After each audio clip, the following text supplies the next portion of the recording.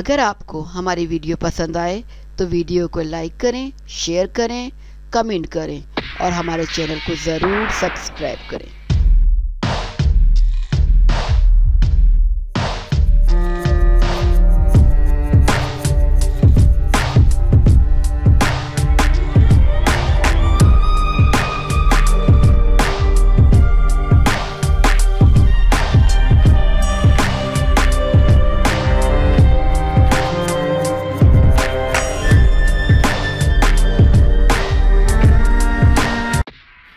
तामिल फिल्मों के मारूफ कॉमेडियन विलाय सबाया तवील अलालत के बाइस इंतकाल कर गए। इनकी उम्र 78 साल थी। लवाहिकीन में इनकी बेटी और बीवी शामिल हैं। विलाय की आखिरी रसूमात गुज़िश्ता रात अदा कर दी गई हैं।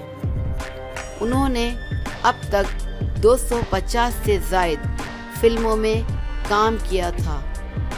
ज़राए के मुताबिक बीमारी के बाद से विलाय अपनी बेटी के साथ रिहाइश पजीर थे। विलाय ने न सिर्फ बहुत सी मुकामी हिट फिल्में दी बल्कि रियासती हुकूमत की जानिब से इनको अवार्ड से भी नवाजा गया था।